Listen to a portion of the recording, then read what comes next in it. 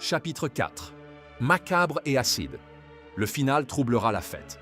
Chante sous la pluie acide, hurle dans le vent, simulacre des suicides, poussière de l'aube. Les œufs ont éclos tant que l'homme accepte l'opprobre, celui-ci qui résonne car l'écho n'est plus le même qu'avant. Danse à qui veut l'entendre que la faim est une poche. Charcute l'ongle du petit pouce et trempe le bout dans la sauce infernale. Aspire donc les pesticides. Lèche un peu les paumes des mains en aspirant les peaux mortes recueillies dans le creux de celles-ci. Ils ont cherché les causes alors que le monstre enfoui sous les ombres effraya les enfants sans âme et sans scrupules. Un comble serti de glu, chiant sur l'asphalte de cubes verts, grand comme une suite de chiffres allant de 2 à 13, mais en comptant les décimales à hauteur du socle. Un peu haut, c'est vrai, mais plus bas aurait détruit le clair tenant du bar à la suite d'une transition trouée d'argile, un glas.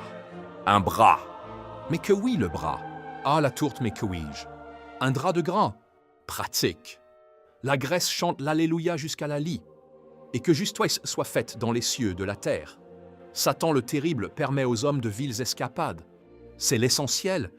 La mort rôde à tout instant, mais il faut mieux penser à ce que l'on va manger ce soir quand même, pour se réconforter au jour le jour, jusqu'à ce que la douleur finale, sans précédent, emporte le corps dans les flammes, et l'âme on ne sait où, et pas on ne sait où, le T c'est pas un S. Ignare de merde avec tes liaisons d'inculte. Michel Galabru était un acteur. Les enfants ne pensent pas à la mort, tant mieux parce que je n'ai pas envie de leur dire que ça arrivera de toute façon. Et puis moins j'ai envie, plus ça arrive. Pleutre. Pleutre est une faute. Le correcteur me propose plutre, alors que ça n'existe pas pour une fois. Maintenant, il me dit que plutre n'existe pas et me propose plus. C'est à n'y rien comprendre. Bref, la mort est un... La mort est... Oui, la mort est un... Emmuré, le ventre plein, bâillonné dans le sous-sol d'un immeuble en ruine en plein centre de Paris. Aucun locataire. Aucun passant. La destruction de l'immeuble est prévue dans 8 jours. Seras-tu encore vivant à l'agonie pour espérer être emporté lors de l'effondrement? Ou bien auras-tu succombé au malaise, stress et anxiété au summum de l'insupportable? Nul ne le saura jamais car tu es seul, inaccapable de mouvement, dans le noir le plus profond, sans possibilité d'émettre le moindre son, mais captant la moindre vibration alentour. Les maîtres de l'horreur n'ont qu'à bien se vernir les ongles en rose bonbon et se masturber devant l'atrocité. Tu déconnes grave là, c'est gore, ça dévie vachement du thème. Ah, comment? Parce qu'il y a un thème maintenant, rétorquai-je. Bah, tu te fous de ma gueule ou quoi? On a dit écrire n'importe quoi, se faire rire tout seul, balancer des histoires sans queue ni tête. Faut vraiment que tu fermes ta gueule, on dirait ma conscience. En plus, une histoire sans queue ni tête, c'est assez malsain au premier degré. C'est clair, on s'en fout, laisse tomber, oublie ce que j'ai dit. Ta conscience est morte sans crier gare. J'aime mieux ça. Quelques commentaires de plus et la remise en question aurait eu un impact sur l'art et son œuvre. Bordel! On en écrirait des pages, et des pages, c'est fou. Boire jusqu'à plus soif est dangereux pour la santé, car s'étouffer dans sa gerbe sans s'en rendre compte, c'est la loose, mais c'est le jeu. En plus, c'est plutôt sympa, puisque cela est de circonstance, voyez-vous. Mourir étouffé dans son dégueulis à cause d'une énorme gastro qui ne fait rien passer par l'estomac et qui fatigue jusqu'à l'épuisement total. Rester allongé dans le couloir, juste devant les toilettes, plus aucune force pour ramper et sortir la bile qui brûle l'œsophage et coupe le souffle à perdre la respiration. S'évanouir, puis reprendre conscience car la douleur de déglutir réveillerait les morts. Enchaîner jusqu'à ne plus reprendre connaissance et perdre la vie, noyé dans ses propres sécrétions acides. Seul, se réveiller en suffoquant. J'eus le souffle coupé court, coupé coup sur coup, le coup marqué souffle court, houppette coiffée sur la chevelure du crâne. Chauve sera le style cramé d'essence liquidée ça et là par ce réservoir du Zippo qui traînait dans la boîte à gants. Ce problème n'en est pas un, remarque le manque de chiffres et de questions, voilà pourquoi ce n'est pas un problème. Cette vision m'interpelle, car en fait il n'y a pas trop de problèmes finalement. Alors nique ta mère toi et tes problèmes de merde, tiens celle-là elle est gratuite. Tu vas mourir et personne ne peut dire le contraire. Pas besoin d'être devin. Dans ton sommeil ou dans d'atroces souffrances indéfinissables, bah oui, connard, qui peut décrire véritablement ce qu'il ressent lorsqu'il tombe dans un abattoir à porc, celui qui transforme la vie en charpie avant d'être transformés en une belle tranche rose sous vide.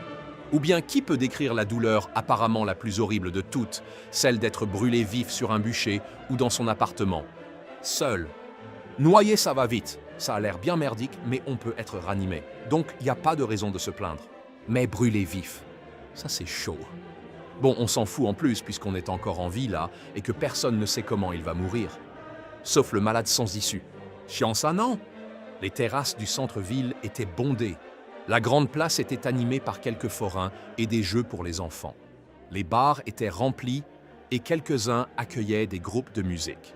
C'était une soirée début juin vers 22h alors que le soleil se couchait enfin. Ce soir-là, il s'éclipsa pour ne pas assister à l'horreur qui suivit et la lune resta spectatrice du désespoir. La légende raconte qu'elle ne se leva plus et convainquit le soleil d'en faire autant. Alors que l'horizon de feu commença à s'éteindre, un léger brasier naquit d'une table en terrasse du restaurant Le Paradiso. Personne ne connaît la raison de cette étincelle. Un homme a soudainement frappé son acolyte avec la bouteille de rosé vide, le mettant KO. Sur le champ, un autre voulant intervenir se vit trancher la gorge par le tesson de la bouteille cassée. Il se vida de son sang pendant que ses amis essayèrent de compresser la carotide, sans succès évidemment. Tous se précipitèrent sur cet assassin pour le neutraliser, mais les tables se renversèrent alentour, ce qui engendra un regain de panique sur la terrasse. Le mouvement de foule attira d'abord les regards et interrogations avant que trop s'agglutinent sur la scène et provoquent un agacement général. Les bousculades se transformèrent rapidement en règlement de compte avec tout ce qui passait sous la main et la place entière se mua en un théâtre de violence sur laquelle hommes, femmes et enfants se déchirèrent, nourris par des instincts primaires nés de ce coup fatidique et inattendu porté par un client lambda à son ami. Peut-être une banale dispute. Les vêtements s'arrachèrent, parfois avec des lambeaux de peau.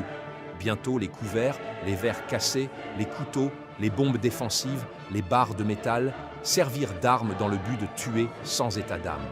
Le feu arriva dans les établissements et il fit jour en pleine nuit, un jour de flamme.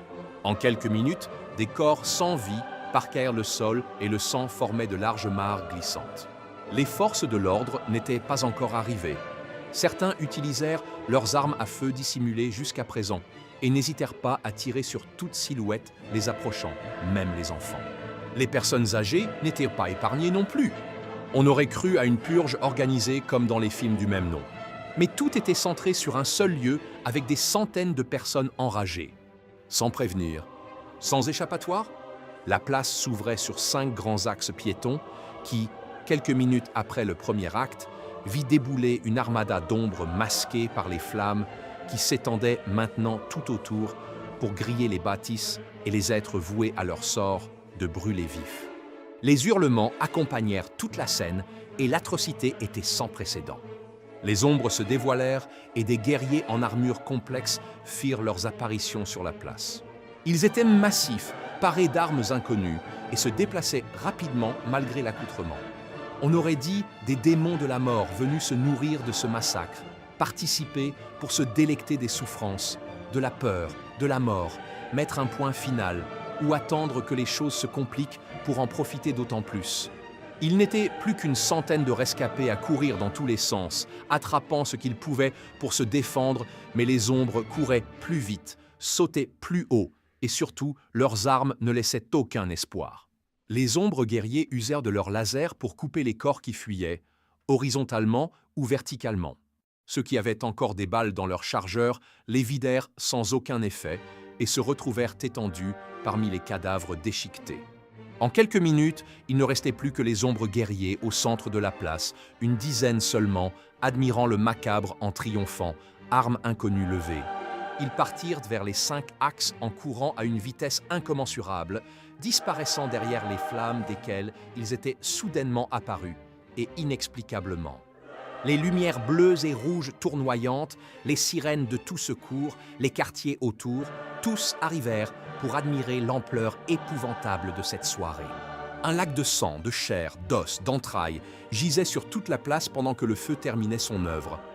Les médias s'emparèrent du sujet le lendemain, et ce fut les prémices d'une apothéose. Les faits de violence, les envies meurtrières, les massacres sans cause, la folie sans nom, se répandirent à travers le monde de la même façon. En quelques jours, la planète entière fut le spectacle d'une autopurge sans aucun sens. Les ombres guerriers apparaissaient à chaque fois. Tous les craignirent, mais aucun ne put résister, y compris les armées bien humaines. Ce fut l'extinction de la race humaine, tant attendue et animée par des démons, ordonnée par une puissance à jamais inconnue. La planète laissa place à la prochaine évolution intelligente, qui espérons le sera bien plus au risque de subir le même sort si elle ne lui fait aucun mal.